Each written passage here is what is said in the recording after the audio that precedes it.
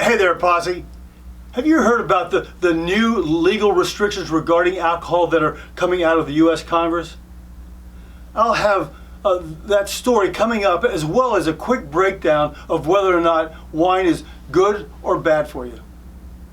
Now, so that we're all real clear about everything, I'm neither legal counsel nor a medical doctor. Accordingly, this is neither legal counsel or medical advice. Are you ready? Come on, let's go.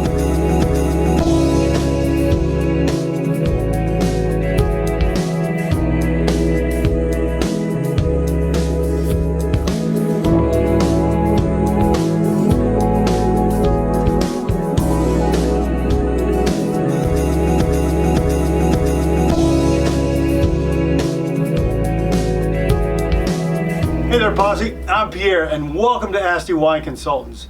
Now, in this episode, we're going to look at some of the health benefits and risks associated with wine. Also, what our U.S. Congress is dealing with relative to health concerns and legislation regarding alcohol, and to our interest, wine, and which is better for you, red or white, and whether wine is actually going to do anything like kill you or not. Let's dive in. We're not going to invest much time in the health benefits of our beloved grape juice because we've already put together a video on that topic. Some of the benefits include heart health, which comes with a moderate red wine consumption. Red also has anti-inflammatory and antioxidant properties. Now, there's also brain health, reducing the risk of disease like Alzheimer's and dementia. For both reds and whites, there's also gut health, and moderate consumption associated with the Mediterranean diet is linked to longer life expectancy and overall better health. Besides the advantages, there are some health risks that have been associated with alcohol consumption, which includes wine. Some studies have shown that any amount of alcohol, including wine, have been linked to increased risk of cancer, especially breast, liver, and esophageal cancer. The risk rises with the quantity consumed. Alcohol has addictive potential, and even moderate drinking can lead to dependence in some individuals over time. Excessive wine consumption can lead to liver disease, including cirrhosis. Wine contains calories and sugar, which can contribute to weight gain if consumed in large quantities or combined with high caloric diets. Also, alcohol can disrupt sleep cycles, reducing overall sleep quality. Now, some of these risks have gotten Congress involved with possibly putting some restrictions on the alcohol and wine industries. Real quick, how are you doing there?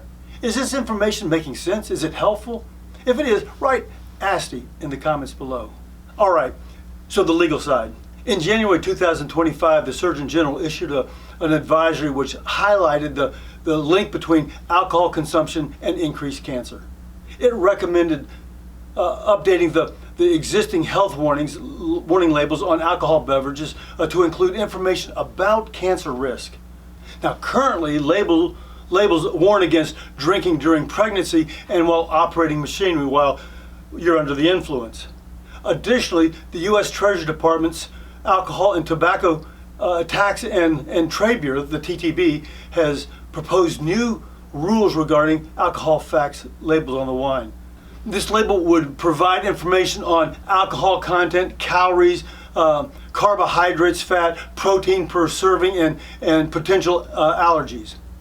The alcohol industry opposes the proposed cancer warning labels. They cite studies indicating moderate drinking has certain health benefits. Implementing new warning labels would require congressional approval, and given the industry's significant lobby presence, the proposal's success in Congress remains really pretty much uncertain.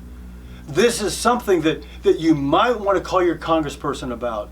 But before you do, check online things like wine and alcohol legislation, or enter into your browser wine notices of proposed rulemaking. Now, so let's shift gears just a bit. Red wine versus white wine, which is better? Red wine is generally considered healthier due to higher levels of resveratrol and other polyphenols, which are concentrated in the grapes, skins, and seeds. These provide more cardiovascular and antioxidant benefits. White wine has fewer polyphenols, but it may still offer some benefits and is a nice option for those who prefer the lighter taste and lower tannin levels. It might be less acidic, which could be gentler on the stomach. So really, red versus white is a matter of personal preference, but generally red is more beneficial for your cardiovascular system, while white is more beneficial for your digestive system. Well, there you have it.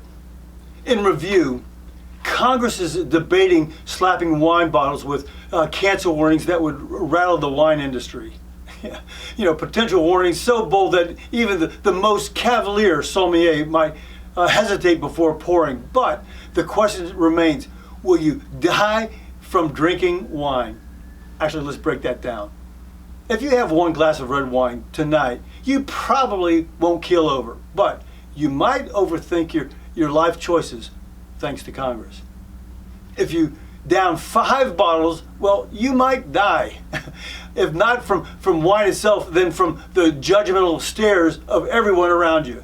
Now, if you never drink wine, you definitely won't die from wine, but you could die inside when someone brings out a perfectly paired cheese board and you're stuck with sparkling water. Ultimately, wine won't likely kill you in moderation, but as Congress debates whether wine is a friend or a foe, maybe just raise a glass in their honor and toast to the timeless truth that life is too short to drink bad wine or stress over every sip of the good stuff. Cheers. Hey Posse, thanks a ton for taking the time to watch this video. I promise no grapes were harmed in the making of it. Well, maybe just a few. Now, if you got any questions, let me know in the comments below. And hey, if you don't want to miss out on any of my future content, go ahead and tap that subscribe button. Oh, and before you go, don't forget to check out some of these other videos.